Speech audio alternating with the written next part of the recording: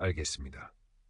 앞서 제공된 제2부 원본 이야기를 바탕으로 창작될 새 이야기 아이디어 및 개요에 따라 35천자 이상의 한국어 분량으로 새로운 이야기를 다시 작성하겠습니다.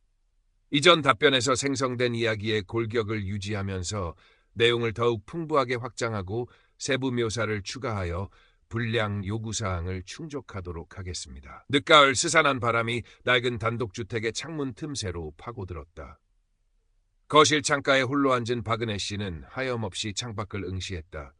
앙상한 감나무 가지 끝에 매달린 까치밥만이 허전한 풍경을 채우고 있었다.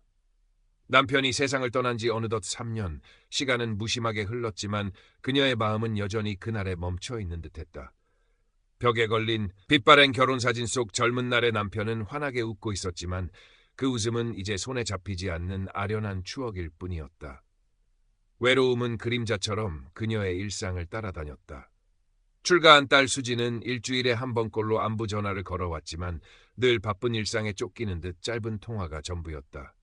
엄마, 별일 없으시죠? 식사 잘 챙겨 드시고요. 제가 조만간 한번 들릴게요. 늘 비슷한 레퍼토리였다. 박은혜 씨는 딸에게 부담을 주고 싶지 않아 애써 밝은 목소리로 괜찮다고 대답했지만 전화가 끊기고 나면 밀려드는 공허함에 가슴 한구석이 아려왔다. 한때 교사로 일하며 아이들의 웃음소리 속에서 살았던 그녀였지만 이제는 집안의 적막함이 숨막히게 느껴질 때가 많았다. 무료함을 달래기 위해 시작한 것이 스마트폰이었다. 처음에는 복잡한 기능들이 외계어처럼 느껴졌지만 딸에게 물어보고 인터넷 동영상을 찾아보며 조금씩 익숙해졌다.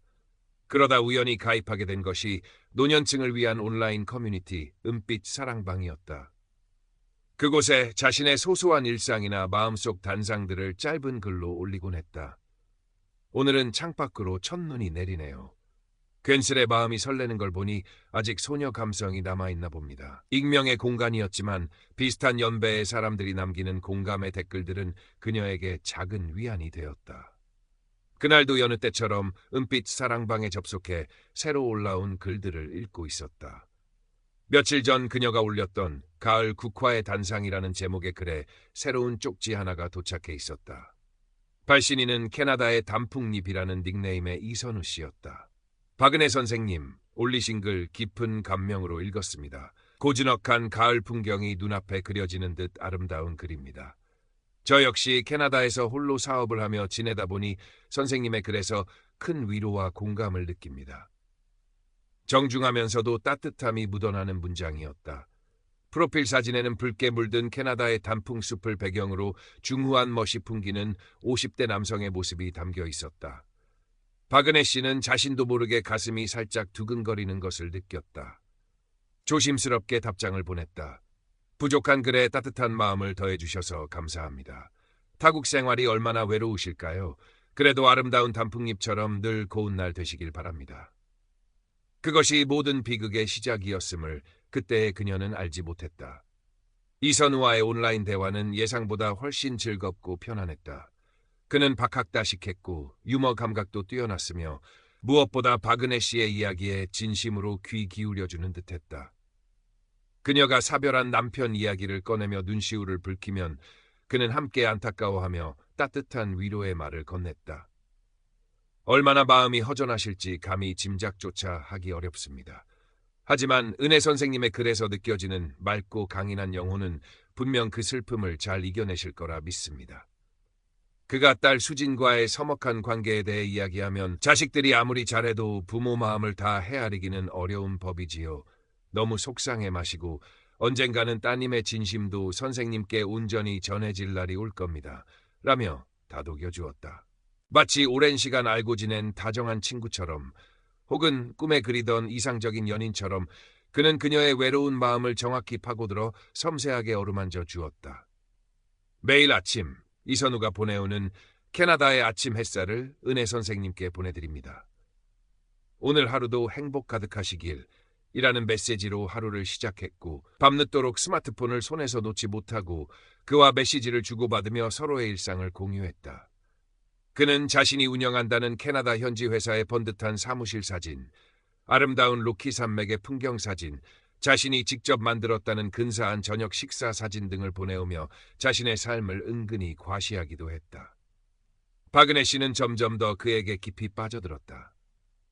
그의 메시지를 기다리는 시간이 하루 중 가장 설레고 행복한 순간이 되었고 그의 다정한 칭찬 한마디에 잊고 지냈던 소녀 시절처럼 얼굴을 붉히기도 했다. 남편이 세상을 떠난 후 처음으로 느끼는 생생한 감정이었다.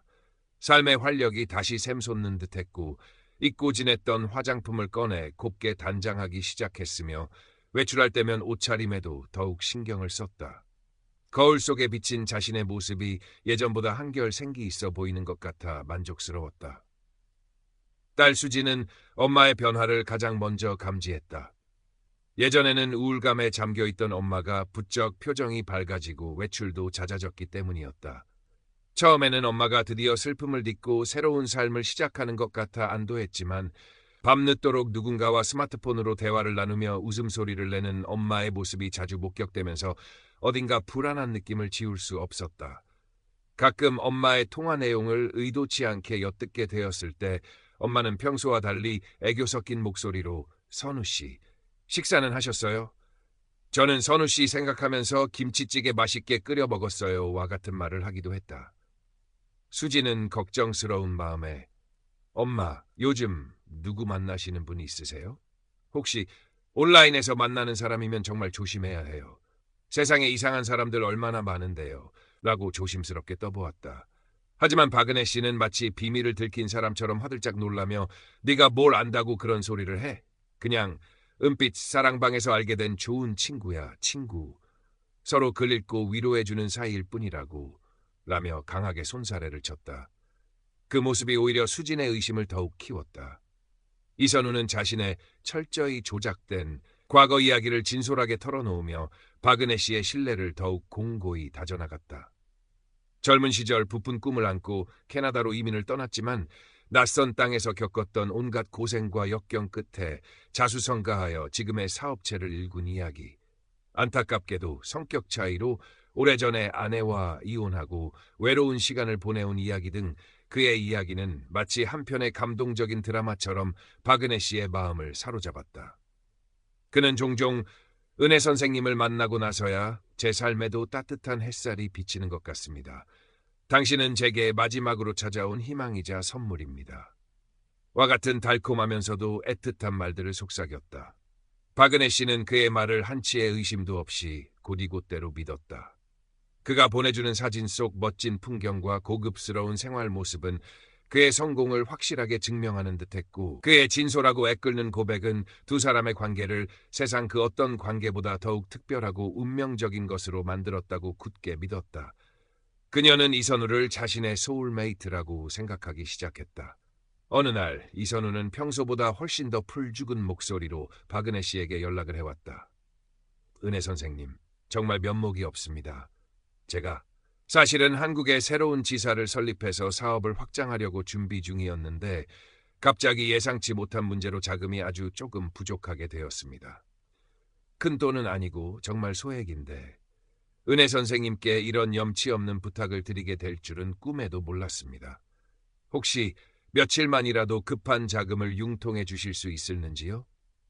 사업 자금이 정상적으로 풀리는 대로 이자와 함께 두둑한 감사 표시까지 얹어서 바로 갚겠습니다. 박은혜 씨는 순간 심장이 덜컥 내려앉는 것을 느꼈다. 아무리 서로 마음을 나누는 사이라고는 하지만 얼굴도 한번 보지 못한 사람에게 그것도 돈을 빌려준다는 것은 상상도 해보지 못한 일이었다. 머릿속이 복잡해지며 망설임이 앞섰다. 하지만 곧이어 들려오는 이선우의 절박한 목소리와 은혜 선생님마저 저를 외면하시면 저는 정말 이영만리 타국에서 기댈 곳 하나 없는 외로운 신세가 됩니다. 제발 저를 한 번만 믿고 도와주십시오. 라는 애원이 그녀의 마음을 여지없이 흔들어 놓았다. 이 사람은 나에게 진심인데 내가 이 정도도 못 도와주면 어떻게 진정한 친구라고 할 수 있겠어. 게다가 사업하는 사람이니 금방 갚을 수 있을 거야. 그녀는 애써 불안감을 억누르고 며칠 전 딸이 병원 가실 때 쓰시라며 주고 간 현금과 혹시 모를 비상 상황에 대비해 장롱 깊숙이 숨겨두었던 돈을 합쳐 이선우가 알려준 낯선 이름의 계좌로 200만 원을 송금했다. 그녀에게는 결코 적지 않은 돈이었지만 이선우를 도울 수 있다는 생각, 그리고 그에게 자신이 얼마나 소중한 존재인지를 증명했다는 생각에 오히려 마음 한구석이 뿌듯해져 오는 것을 느꼈다. 이선우는 돈을 받자마자 감격에 겨워 거의 울먹이는 목소리로 전화를 걸어왔다. 정말 감사합니다, 은혜 선생님. 이 은혜는 평생, 아니 다음 생에까지 갚아도 다 못 갚을 겁니다. 역시 선생님은 저의 유일한 희망이자 천사이십니다. 사업이 정리되는 대로 제가 가장 먼저 한국으로 달려가서 선생님 손 꼭 잡고 세상에서 가장 아름다운 곳으로 여행부터 떠나겠습니다. 그때까지만 조금만 기다려 주십시오. 박은혜 씨는 그의 진심 어린 감사 인사에 모든 걱정과 의심이 눈 녹듯 사라지는 것을 느꼈고 오히려 그에게 더 큰 도움을 주지 못한 것이 미안하게까지 느껴졌다. 그러나 그것은 단지 시작에 불과했다. 첫 번째 송금이 너무나도 성공적으로 이루어지자 이선우의 금전 요구는 점점 더 대담해지고 집요해졌다. 그의 레퍼토리는 실로 다양했다. 은혜 선생님, 정말 면목이 없습니다만 이번에는 갑자기 세관에 문제가 생겨서 제가 수입하려던 고가의 기계부품들이 묶여버렸습니다. 당장 통관 자금을 마련하지 못하면 엄청난 손실을 입게 됩니다. 제발 한 번만 더 도와주십시오. 아, 은혜 선생님, 어쩌면 좋습니까? 제가 그만 교통사고를 당해서 지금 병원에 입원 중입니다. 당장 수술을 받아야 하는데 캐나다에서 의료보험 처리를 하려면 시간이 너무 오래 걸려서 우선 급한 대로 수술비라도 마련해야 할 것 같습니다. 존경하는 은혜 선생님, 제가 이번에 아주 유망한 부동산 투자건을 발견했는데 계약금이 살짝 부족합니다. 이 투자만 성공하면 저희 둘 다 평생 돈 걱정 없이 살 수 있는 절호의 기회입니다. 저를 믿고 마지막으로 한 번만 더 힘을 보태주십시오. 그는 온갖 감성적인 말과 긴급하고 절박한 상황을 연출하며 박은혜 씨의 동정심과 모성애, 그리고 일확천금에 대한 일말의 기대감까지 교묘하게 자극했다. 박은혜 씨는 그때마다 이것이 정말 마지막이겠지. 이번 일만 잘 해결되면 모든 것이 좋아질 거야 라고 스스로를 위로하며 돈을 보냈다. 처음에는 몇백만 원 단위였던 금액은 점점 더 커져 1,000만 원을 훌쩍 넘기기도 했다. 그녀는 자식들 몰래 오래전에 가입해두었던 종신보험을 해약했고 은행에 꼬박꼬박 넣어두었던 노후 대비용 적금 통장에도 손을 대기 시작했다.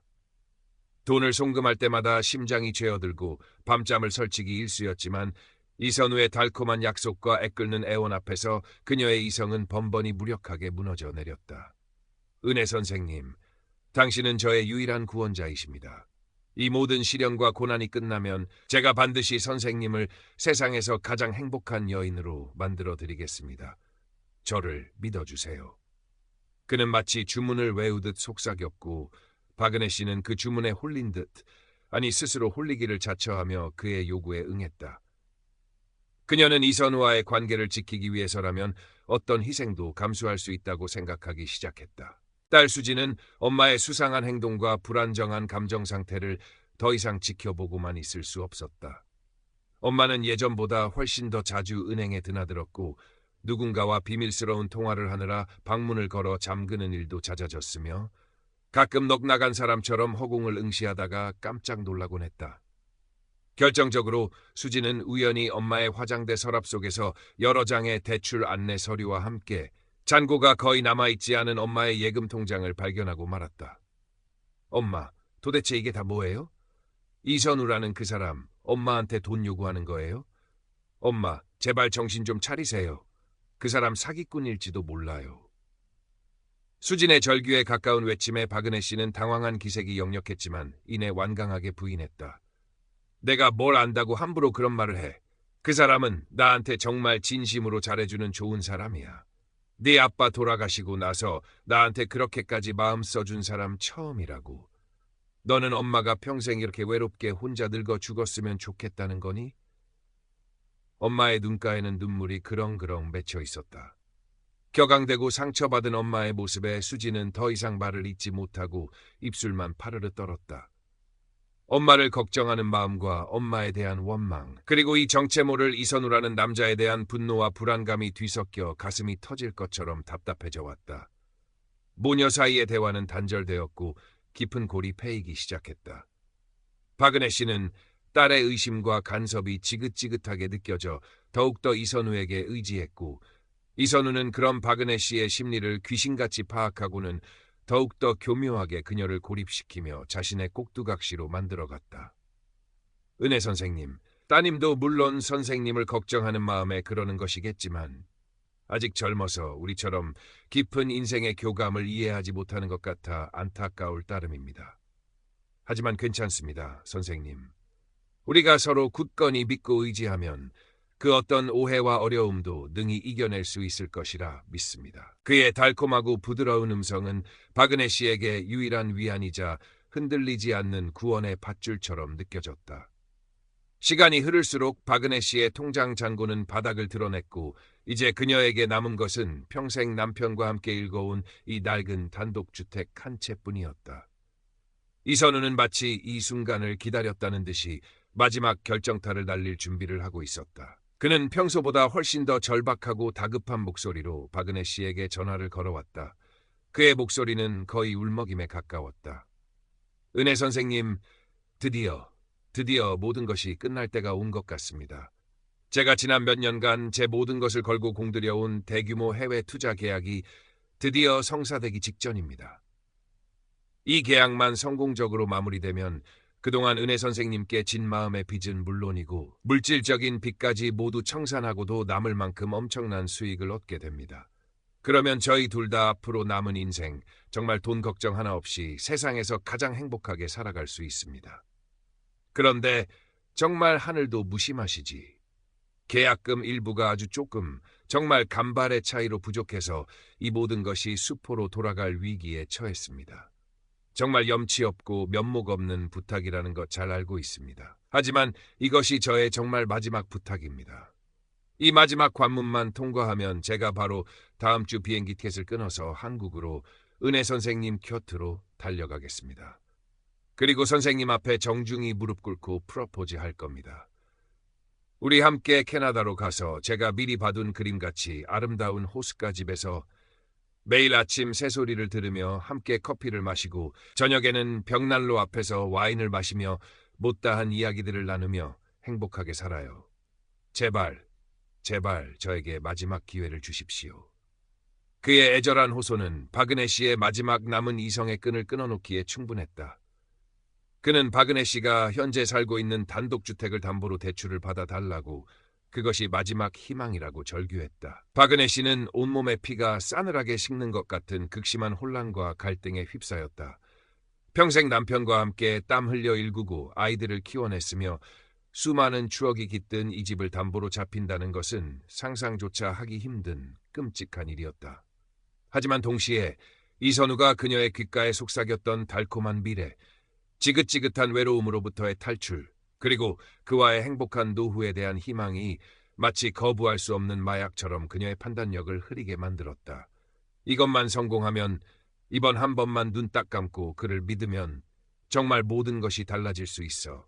이 초라하고 외로운 삶도, 자식들 눈치 보는 생활도 다 깨끗이 청산하고 새로운 인생을 시작할 수 있을 거야.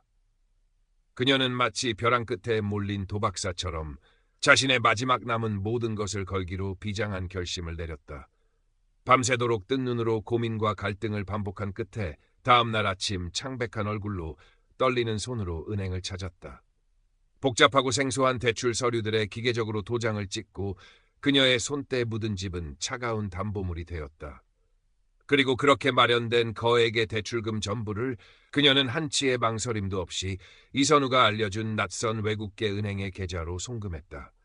송금 확인 버튼을 누르는 순간 손가락이 부들부들 떨렸지만 마음 한편으로는 기묘한 해방감과 함께 모든 것이 잘 될 것이라는 맹목적인 기대감이 차오르는 것을 느꼈다. 이제 모든 고통은 끝났고 오직 행복만이 기다리고 있을 것이라는 환상에 사로잡혔다. 송금을 마치고 은행을 나선 박은혜 씨는 떨리는 마음을 진정시키며 이선우에게 승리의 메시지를 보냈다. 선우 씨, 방금 약속하신 돈 전부 보냈어요. 이제 정말 우리 함께 행복해질 수 있는 거죠? 언제쯤 한국에 오실 건가요? 제가 공항으로 마중 나갈게요. 그러나 화면에는 메시지를 전송할 수 없습니다. 상대방이 차단했거나 없는 번호입니다. 라는 차갑고 무미건조한 안내 문구만이 뜰 뿐이었다. 순간 심장이 멎는 듯한 불안감에 휩싸여 황급히 전화를 걸었지만 지금 거신 번호는 없는 번호이오니 확인하시고 다시 걸어주시기 바랍니다. 라는 기계적인 음성만이 반복해서 흘러나왔다. 카카오톡 프로필 사진은 흔적도 없이 사라져 있었고 그가 그토록 열정으로 활동하며 박은혜 씨의 글에 댓글을 달던 은빛 사랑방의 캐나다의 단풍잎 계정 역시 깨끗하게 삭제된 상태였다.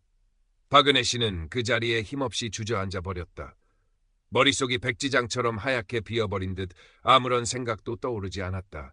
심장이 바닥으로 곤두박질 치는 것 같았고 숨을 쉬는 것조차 고통스럽게 느껴졌다. 천천히, 아주 천천히 잔인하고 끔찍한 진실의 조각들이 그녀의 온몸을 덮쳐왔다. 모든 것이 거짓이었다. 그의 다정했던 목소리, 그녀의 외로움을 어루만져 주던 따뜻한 위로, 함께 그려나갔던 장밋빛 미래에 대한 달콤한 약속들, 그 모든 것이 철저하게 계산된 자신을 속이기 위한 차가운 연극이었다는 것을. 며칠 동안 박은혜 씨는 식음을 전폐하고 방 안에 스스로를 가두었다. 텅 빈 집 안에는 그녀의 처절한 절망과 자책 섞인 울음소리만이 공허하게 메아리쳤다. 창피함, 참을 수 없는 분노, 믿었던 사람에 대한 깊은 배신감, 그리고 스스로에 대한 지독한 혐오감이 뒤섞여 그녀를 끊임없이 괴롭혔다. 평생을 정직하고 성실하게 살아왔다고 자부했는데 이렇게 어리석고 허망하게 모든 것을 잃어버린 자신이 한심해서 견딜 수가 없었다. 남편의 영정사진 앞에서 그녀는 몇 번이고 아이처럼 무너지며 용서를 빌었다. 여보, 미안해요. 내가 당신과 함께 평생 일군 우리 집을 내가 다 망쳐버렸어요. 여보. 연락이 닿지 않는 엄마를 걱정하며 불안한 마음으로 집을 찾아온 딸 수진이 발견한 것은 이미 넋이 나가버린 엄마의 모습이었다. 초점 없는 눈으로 허공만을 응시하며 미동조차 하지 않는 엄마.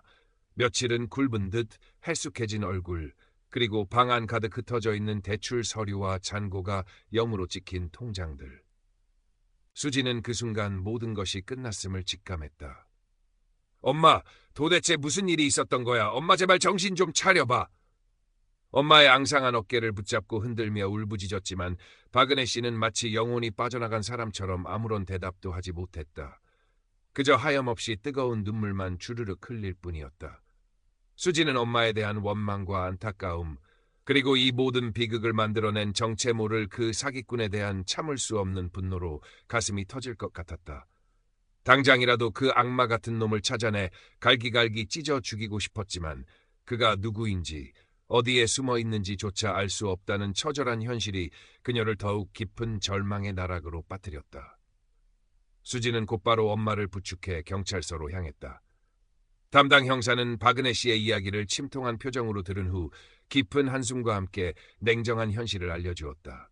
어머님, 정말 안타깝지만 이런 종류의 로맨스 스캠은 대부분 해외에 서버를 둔 고도로 조직화된 전문 사기단의 소행이라 범인 검거가 현실적으로 거의 불가능합니다. 그들은 대포통장과 암호화폐 등을 이용하여 자금 세탁을 하기 때문에 피해 금액을 추적하거나 회수할 가능성 또한 매우 희박합니다.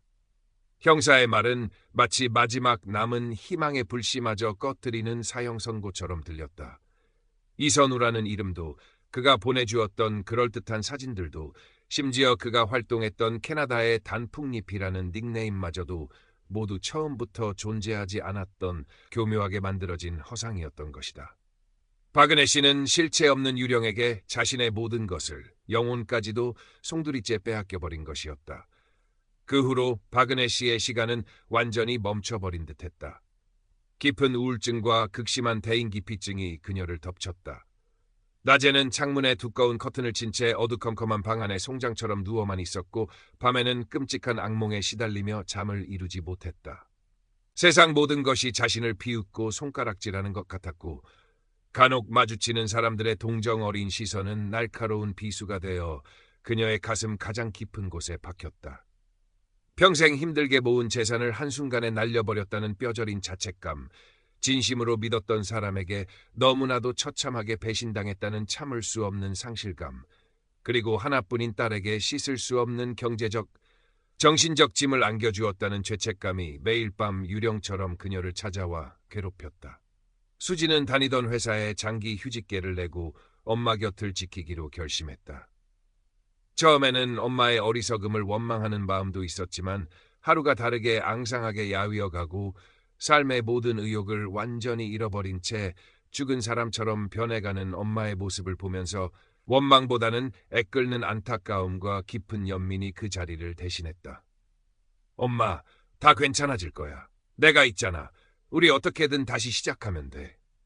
응? 수지는 억지로 밝은 표정을 지으며 엄마를 다독였지만 눈앞에 닥친 암담한 현실과 엄마의 깊은 절망 앞에서 그녀 역시 속수무책이었다. 엄마가 평생을 바쳐 일군 집은 곧 은행에 넘어가게 될 터였고 당장 앞으로 살아갈 길이 막막하기만 했다. 시간이 약이라는 말은 박은혜 씨에게는 전혀 해당되지 않는 듯했다. 혹독했던 겨울이 지나고 따스한 봄 햇살이 창문 너머로 스며들었지만 그녀의 마음은 여전히 한겨울의 혹한 속에 꽁꽁 갇혀 있었다. 가끔 수진의 손에 억지로 이끌려 집 근처 공원으로 산책을 나섰지만 아이들의 해맑은 웃음소리나 연인들의 다정한 속삭임조차 그녀에게는 견딜 수 없는 고통이었다. 예전처럼 은빛 사랑방에 접속해 사람들의 글을 읽거나 자신의 생각을 글로 남기려는 시도도 몇 번 해보았지만 화면 속 모든 글자들이 위선과 가식 그리고 기만으로 가득 찬 것처럼 느껴져 구역질이 날 지경이었다. 세상 모든 사람이 잠재적인 사기꾼처럼 보였고 어떤 작은 친절에도 의심의 눈초리를 거두지 못하게 되었다. 사람에 대한 근원적인 믿음이 산산조각 나버린 것이다. 그러던 어느 날 수지는 창고 깊숙한 곳에서 엄마가 예전에 즐겨 사용하던 낡은 뜨개질 도구 상자를 찾아내 거실 탁자 위에 조용히 올려두었다. 엄마, 이거 기억나세요? 엄마가 예전에 저한테 손수 떠주셨던 빨간색 목도리요. 제가 얼마나 좋아했었는데요. 지금도 겨울이면 가끔 하고 다녀요. 엄마 솜씨가 얼마나 좋으셨는지 아직도 다들 예쁘다고 칭찬해요. 박은혜 씨는 먼지가 뽀얗게 쌓인 알록달록한 털실 뭉치들과 익숙한 손때가 묻은 대바늘들을 한참 동안 아무 말 없이 그저 멍하니 바라만 보았다. 아주 오랜만에 그녀의 초점 없던 눈빛에 아주 희미한, 거의 알아챌 수 없을 정도의 작은 감정의 동요가 스쳐 지나가는 듯했다. 그리고 며칠 후 새벽녘에 잠이 깬 수지는 거실에서 희미한 불빛 아래 엄마가 서툴지만 아주 천천히 대바늘을 움직여 무언가를 뜨고 있는 모습을 발견했다. 아직은 예전의 정교하고 아름다운 솜씨는 아니었지만 무언가에 몰두하려는 엄마의 그 작은 몸짓은 그 자체로 한 줄기 희미한 희망의 빛처럼 느껴졌다. 완전한 회복은 아득하고 요원해 보였다. 이선우라는, 아니 실체조차 없었던 그 유령 같은 이름은 그녀의 남은 삶에 지울 수 없는 깊은 낙인처럼 새겨졌고 그로 인해 입은 마음의 상처와 경제적 파탄은 평생 안고 가야 할 무거운 십자가였다. 하지만 박은혜 씨는 아주 조금씩, 아주 느리지만 분명하게 세상 밖으로 조심스러운 한 걸음씩을 내딛기 시작했다. 수진과 함께 동네 마트에 장을 보러 가기도 했고 용기를 내어 동네 노인정에 다시 나가 어색하지만 사람들과 짧은 인사를 나누기도 했다. 여전히 낯선 사람들의 시선이 따갑고 두렵게 느껴졌고 문득문득 파도처럼 밀려오는 절망감과 배신감에 가슴이 무너져 내리기도 했지만 그녀는 더 이상 과거의 어둠 속에 자신을 완전히 가두어 두려워하지는 않았다. 어느 햇살 좋은 맑은 봄날 오후 박은혜 씨는 딸 수진과 함께 오랫동안 방치되어 잡초만 무성했던 집 앞 작은 화단에 호미를 들고 나섰다. 그녀의 거칠어진 손으로 딱딱하게 굳은 흙을 일구고 수진이 사온 작은 모종과 꽃씨들을 하나하나 정성스럽게 심었다. 앙상하고 황량했던 화단에 새로운 생명이 움트기를 기다리는 그녀의 얼굴에는 아주 오랜만에 슬픔이 거친 자리에 수줍게 피어난 들꽃처럼 옅은 미소가 떠올랐다.